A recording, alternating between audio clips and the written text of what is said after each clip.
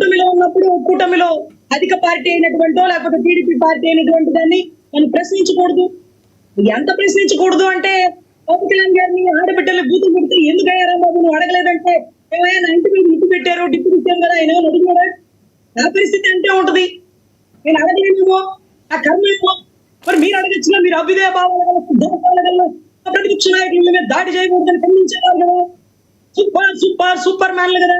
మరి మీరు అడగచ్చు కదా, మీరు ఖండించచ్చు కదా అంటే వాళ్ళు కూడా మాట్లాడుతున్నారు. సార్ దీంట్లో కులాలు తీసుకురాకుండా ల్యాండ్ ఆర్డర్ మిస్యూటిలైజ్ అయింది, ప్రజాస్వామ్యం దెబ్బతినింది, ప్రతిపక్ష నాయకుల మీద నిప్పు పెట్టారు. ఇలా ఆలోచించండి సార్. కులాల కుంపట్లు రేపకండి. ఆయన పాపులకి ఏమి చేసేది లేదు, ఈయన పాపులకి ఏమి చేసింది కూడా ఏమీ లేదండి.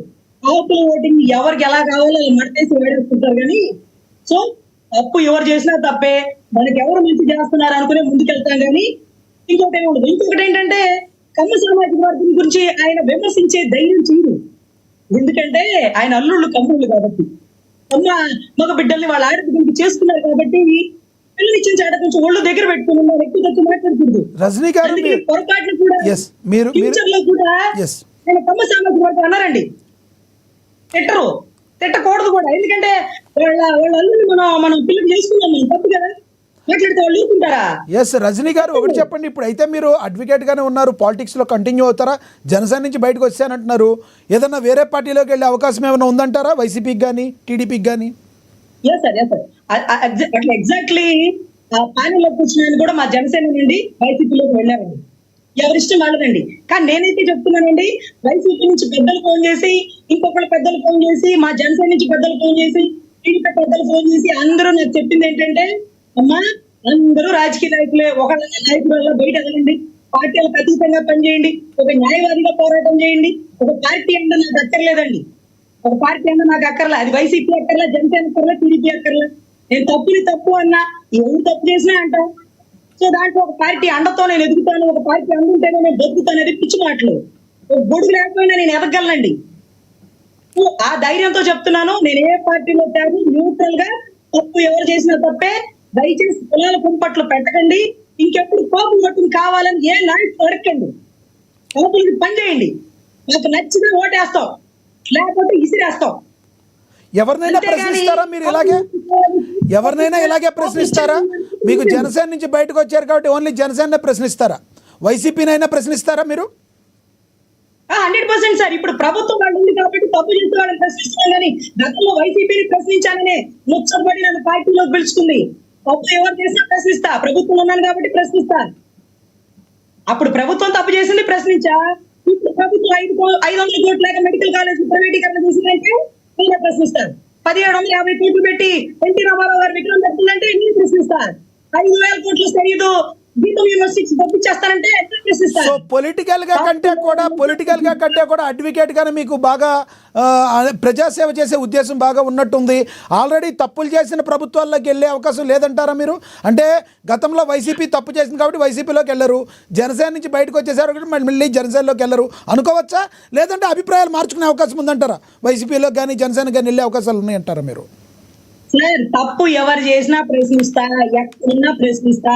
ఏ పార్టీకి వెళ్ళనా అంటే వెళ్ళదని ఇప్పుడు వెళ్ళిపోతాను, న్యూట్రల్ గా ఉంటాను. ఒక పార్టీ అండ లేకుండా ఎవరు నిలబడరు, నేను నిలబడతాను. ఫ్యూచర్ ఎలా ఉంటది అంటే నేనేమి చోకదోషం వెళ్ళలేను, నేనేమి పాచి వేయలేను. సో అందుకని నేను ఎప్పుడు న్యూట్రల్ గానే ఉంటాను. ప్రశ్నించే పార్టీనే ప్రశ్నించద్దన్నప్పుడు వైసీపీ పార్టీ ఇంకా నాకేమి ప్రోగేషన్ ఇస్తుంది? ప్రశ్నించే పార్టీనే నువ్వు నన్ను ప్రశ్నించకూడదు, కూటమిని ప్రశ్నించకూడదు అంటే వైసీపీ పార్టీకి నన్నేం మాట్లాడించింది? ఏ పార్టీ నాకు అక్కర్లేదండి, నేను న్యూట్రల్ గా ఉంటా. వాళ్ళు కూడా నిర్ణయించుకున్నది ఏంటంటే వద్దొద్దు, అటువంటి ఆడబిడ్డని అలాగే ఉండనివ్వండి, పార్టీ కండవాళ్ళు కప్పుతామని మీరు కూడా పిలవకండి. సో మీరు పార్టీని గొంతుకు నుంచే కాకుండా మనసుకు నుంచి కూడా తీసేయాలని కోరుకుంటున్నాం. మీరు ఏ పార్టీ అయితే మంచిది కాదు అనుకుంటే ఆ బ్యాక్గ్రౌండ్లో అలాంటివి కూడా కనపడకుండా ఉంటే మీ వాయిస్ బయటకు వచ్చుద్ది. మా అభిప్రాయం అది కాదంటారా? సార్ అదేంటి గొంతులో నుంచి కాకుండా మనసులోంచి తీసేయాలి. ఇప్పుడు మీరు గొంతులో నుంచి మాట్లాడి అదేనండి ఇప్పుడు బ్యాక్గ్రౌండ్లో ఒక పార్టీ సింబల్ పెట్టి ఆ పార్టీ నుంచి నేను బయటకు వచ్చేసాను చెప్తూనే ఆ పార్టీ యొక్క ఎంబ్లంని ఇంకా వాడుకుంటున్నారంటే దాన్ని ఏమనుకోవాలి?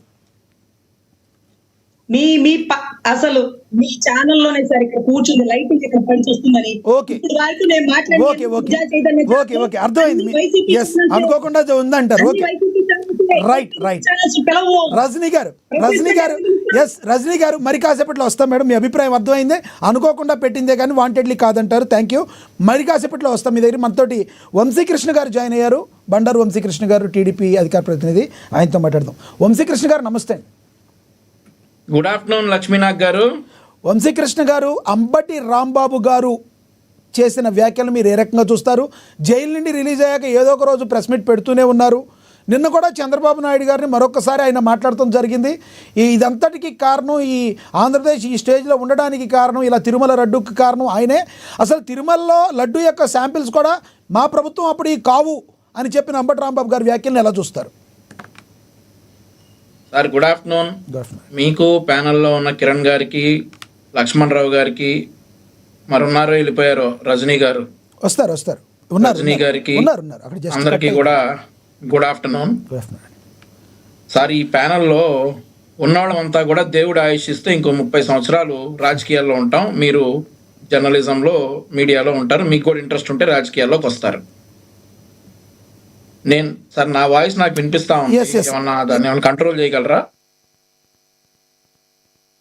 యా మీ వాయిస్ కూడా వినపట్లా. ఇప్పుడు మ్యూట్ అయ్యారు.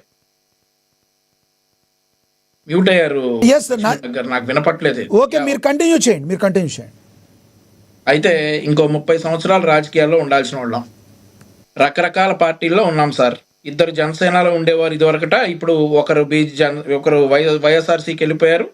ఇంకొకళ్ళు ఏ పార్టీనో కూడా ఇంకా డిసైడ్ చేసుకున్నట్లు లేరు. రజనీ గారు అండ్ ఆల్సో కిరణ్ రాయల్ గారు జనసేనలో కంటిన్యూ అవుతా ఉన్నారు. నేను అనుకునేది ఏంటంటే 2026లో ఉన్నాం సార్. ఇంకా ఈ కులాలు ఏంటి, ఈ గొడవలు ఏంటి, ఇవన్నీ లేకుండా రాజకీయం చేసే దమ్ము లేదా అని చెప్పేసి నేనైతే ఆశిస్తా ఉన్నా. కులం అనేది తీసుకురాకుండా రాజకీయాలు చేయాలి అనేటటువంటి ఆలోచనలో ఉన్నా. కానీ అదేం సాధ్యపడేటట్టు లేదు. కులాల గురించి మాట్లాడటానికే మళ్ళీ మనం ఒక గంట సేపు ఇక్కడ జాయిన్ అవ్వాల్సిన పరిస్థితి వచ్చింది. కాబట్టి దట్స్ బ్యాడ్ లక్. మనం అనుకున్నవన్నీ జరగవు కదా. సరే, ఈరోజు టాపిక్లోకి వద్దాం సార్. అంబటి రాంబాబు గారు ఇందాక కిరణ్ రాయల్ గారు మాట్లాడే ముందు ఒక బయట ప్లే చేశారు, నేను కులం లేని అనాథనా అని.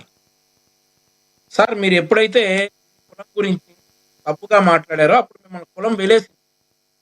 అంబటి రాంబాబు అనేటటువంటి వ్యక్తి కాపుల్లో తాగుబోతులు ఉంటారు, వ్యసనపరులు ఉంటారు, నిరక్షరాస్యులు ఉంటారు, సరిగ్గా చదువుకోరు అని చెప్పేసి ఏదైతే అధికారంలో ఉండగా అధికార మదంతో మాట్లాడినప్పుడు ఆ కాపు కులం మిమ్మల్ని వెలేసింది.